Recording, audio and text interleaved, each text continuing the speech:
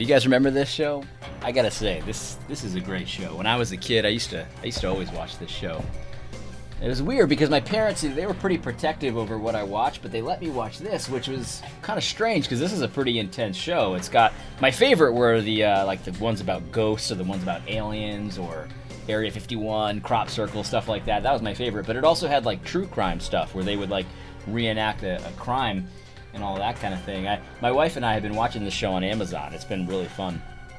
But man, the worst part of this show were the updates because, you know, some of the updates were okay. You know, you'd figure out what happened and stuff like that. But many of the updates were like ridiculous. It's like all of a sudden, like in the update, you'll get a new character introduced. It's like you can't just do that in a 2-second update. It's like the whole time it's like, okay, well, who killed this girl? And it's like there's 3 suspects, and then you hear the music for the update. And you're like, okay, great, who did it? And then it's like they introduce a brand new character, like a name you've never heard before. You can't just do that. The updates are almost an unsolved mystery in themselves. I don't even understand that. I saw one update where this guy was looking for his long-lost daughter or something, and the update came up, and it said on the screen that the daughter died in a explosion. And I'm like, what kind of an update is that? If that's the update, don't even give me the update. Like, that's ridiculous. You got to tell me what that means. What happened there? Some of the updates were just bizarre. But anyway, I wanted to bring up Unsolved Mysteries because I have an unsolved mystery of my own. In 2020, Phil Vischer uploaded a viral video about race in America. It was the last time his credibility was ever seen.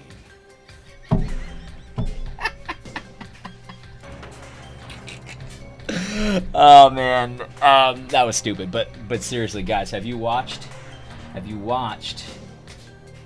this video by Conversations That Matter? John Harris. It's called Phil Vischer's Dishonest Race in America, and it's a direct response to the historical claims that Phil Vischer made in that video that went viral. And predictably, John Harris took this video apart. And I texted him, I messaged him on Twitter, and I said, hey, John, somebody needs to call the police on you because I've got a homicide to report. An intellectual homicide. This video, I mean, there's no recovering from this. No recovering from this because Phil Vischer's video, even if you want to dispute everything John says in this video, that's fine. But Phil Vischer's video presents it as if it's a very one-dimensional, open and shut case. Like the only factor that matters in America is whether or not you have white skin or dark skin. It's just all about race. It's only race, and race is the thing. We are the bad guys. You are the good guys. That's what he was saying. And all of this stuff. And if nothing else, John Harris has utterly decimated that narrative. It is always more complicated than that. Phil Vischer leaves so much stuff out. He jumps forward in time. He goes backwards in time. He doesn't even read the sources properly a lot of the time. Like, it is complete and utter annihilation from an intellectual perspective. Now, I'm aware that truth doesn't matter in our culture. We live in a post-truth culture.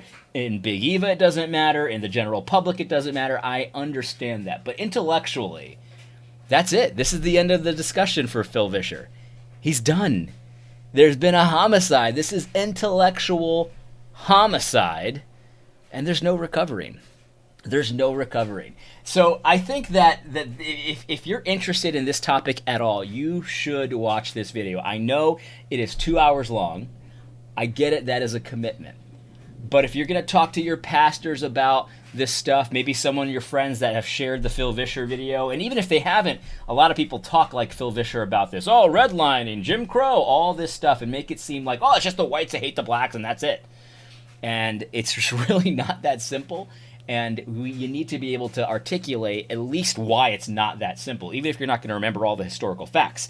This video will help you with it.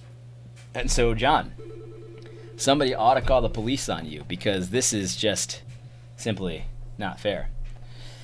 Anyway, I wanted to say something else as well. Now, 1 second here.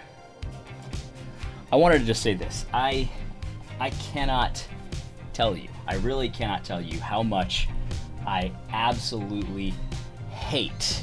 I hate it, I hate it, I hate it.